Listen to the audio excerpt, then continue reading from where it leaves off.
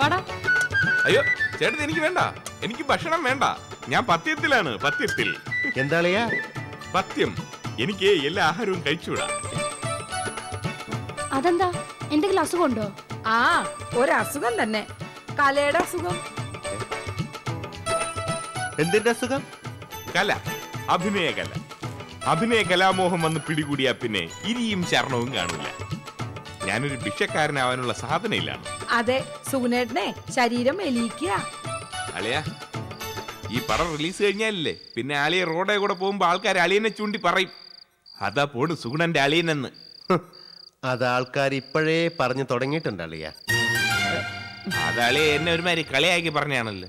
എന്റെ അളിയ സുഗുണം ബാക്കി എന്തും കൈവിട്ട് കളിക്കും. പക്ഷെ അഭിമാനം, ദേ ആരെങ്കിലും എന്നോട് നിനക്ക് അഭിമാനം വേണോ ജീവൻ വേണോ എന്ന് ഭീഷണിപ്പെടുത്തി ചോദിച്ചാലുണ്ടല്ലോ, എന്റെ ജീവൻ എടുത്തോ, പക്ഷെ അഭിമാനം ഞാൻ വിട്ടുതരില്ല എന്ന് പറഞ്ഞു. അതാണ് സുഗുണൻ. അത് നേരാ. സുഗുണേട്ടനെ നാഴികയ്ക്ക് 40 വട്ടവും പറയും വിസ വന്നെങ്കിൽ എത്രയും പെട്ടെന്ന് പോവായിരുന്നെന്ന്. അതെ അതെ അതെ, വിസയാണെങ്കിൽ എന്നെ പരീക്ഷിക്കാനായിട്ട് ഒരിക്കലും വരുന്നുമില്ല. സുഗുണേട്ടൻ വിഷമിക്കാതെ, ഇത് അന്യ വീടൊന്നും അല്ലല്ലോ. എത്ര കാലം നമ്മളിവിടെ താമസിക്കുകയാണെങ്കിലും ഏട്ടന് സന്തോഷം ഉണ്ടാവുള്ളൂ. ഈശ്വര, ഈശ്വര, ഞങ്ങളെ വിട്ടവര് പൊയ്ക്കളയൊന്നല്ലേ? ഇല്ലല്ലയാ, ഞങ്ങൾ പോവില്ല. അളിയെ നോക്കൂ, ഒരു ഭിക്ഷക്കാരൻ എന്നുള്ള നിലയിൽ ഞാൻ പേരെടുക്കും. എന്റെ സുഗുണ, എനിക്ക് ആ സ്ത്രീയെ കുറിച്ച് നല്ല സംശയമുണ്ട്. സിനിമ എടുക്കാനെന്നൊക്കെ പറഞ്ഞു വന്നിട്ട് പണം വാരി എറിഞ്ഞ് കുറച്ച് ഷോ കാണിച്ചു. ഇപ്പൊ കാശ് പോലും കയ്യിലില്ലെന്നാ എനിക്ക് തോന്നുന്നേ. അട്ടിയായിട്ട് നോട്ട് കെട്ടുകളുണ്ട് അവരുടെ കയ്യിൽ. ഒന്നുകിൽ എല്ലാവരെയും അവര് പറ്റിക്കും, അല്ലെങ്കിൽ എല്ലാവരും കൂടി അവരെ പറ്റിക്കും. രണ്ടിലൊന്ന് താമസിയാതെ നടക്കും. നേരാ, അഭിനയിപ്പിക്കാം, അസിസ്റ്റന്റ് ആക്കാന്നൊക്കെ പറഞ്ഞ് ആ ലളിത ചേച്ചി അമ്മാവനും ഒക്കെ ആൾക്കാരെ സ്വാധീനിക്കുക. അവസാനായി എല്ലാവരെയും കൂടി ഒറ്റയടിക്ക് പറ്റിച്ചിട്ട് അവരങ്ങ് മുങ്ങും. ഏയ്, സിനിമ എടുക്കാനുള്ള സ്ഥലങ്ങൾ കാണാൻ ചെല്ലാനേ അവര് എന്നെയും കൂടി വിളിച്ചിട്ടുണ്ട്.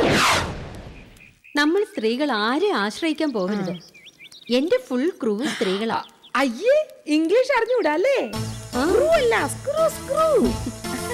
ഈ ക്രൂ എന്ന് പറഞ്ഞാൽ ടീം, സിനിമാ ഭാഷയാ. ഡയറക്ടറാണ് ആ ടീമിന്റെ ഹെഡ്.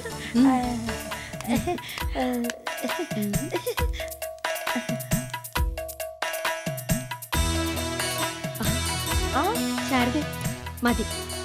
ഇതൊരു ഐഡിയൽ ലൊക്കേഷനാ. ഇവിടെയൊക്കെ ഓരോ ദരിദ്രന്മാർ.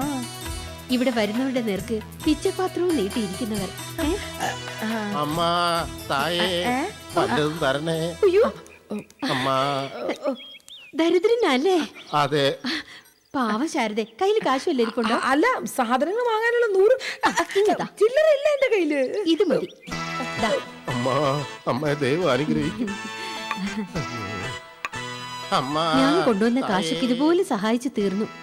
ഇനി നിങ്ങളൊക്കെ തന്ന് സഹായിക്കണം. അയ്യോ, അപ്പൊ ആ കാശ് 100 രൂപ?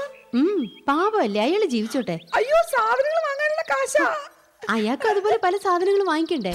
അപ്പൊ കയ്യിലിനി കാശൊന്നും ഇല്ലേ? ഇല്ല. സിനിമയ്ക്ക് വേണ്ടി ഒരു ഫൈനാൻസറെ കണ്ടുപിടിക്കണം. ആ, വരൂ, ഒരു ഐസ്ക്രീം അയ്യോ കഴിക്കാം. വേണ്ട, പൈസ ഇല്ലല്ലോ നമ്മുടെ കയ്യിൽ, പിന്നെ എങ്ങനെ മേടിക്കും? മോതിരം കിടക്കല്ലേ? സുഗുണേട്ടൻ വിളിക്കുന്നു. സുഗുണേട്ടൻ, ഞാൻ പോട്ടെ. വന്നു.